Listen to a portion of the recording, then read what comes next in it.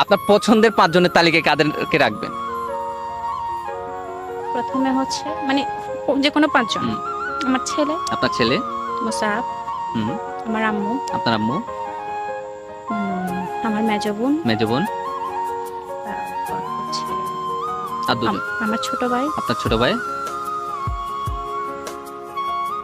তারপর আমি। আমাকে ধরা যাবে না, না? আপনি ছাড়া আমি তার কাউকে যে দেখতেছি কোনো না। একজনকে নিতে পারে। আরেকজন আমার আব্বা মারা গেছে। আচ্ছা, ওনাকে নিন। এখন যদি বলি যে 5 জনের তালিকা থেকে আপনি 2 জনের নাম কেটে দেন, কার নাম কেটে দিবেন যাদেরকে ছাড়া আপনি চলতে পারবেন? আমার ছোট ভাই, ছোট ভাই একজন, হুম, আরেকজন। 5 জন থেকে 2 জন কাটতে হবে। আমার মেজ আপু, মেজো আপু। এখন 2 জন কাটা গেল, থাকে কজন? 3 জন। হুম। এখন যদি আমি বলি যে 3 জন থেকে আপনি আরেকজনের নাম কেটে দেন, কার আমার নাম? আব্বা তো মারাই গেছে। আচ্ছা, ওনার নাম বাদ দিলেন। এখন আছে কজন? 2 জন, কে কে? আম্মু আর আমার ছেলে। আম্মু এবং আপনার ছেলে। এখন যদি বলি যে ওখান থেকে আরেকজন নাম কাটতে হবে, কার নাম কাটবে? আমার আম্মুকে, আন্টিকে।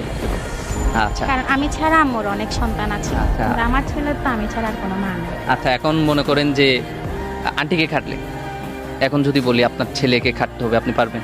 না, কেন? অসম্ভব। আচ্ছা, ছেলেকে না কাটার একটা কারণ বলতে পারবেন? কোনো কারণ নেই। ছেলে ছাড়া থাকতে পারবেন? না, করতে পারবো না। আচ্ছা, ছেলে কেন মায়েদের এত আপন হয়?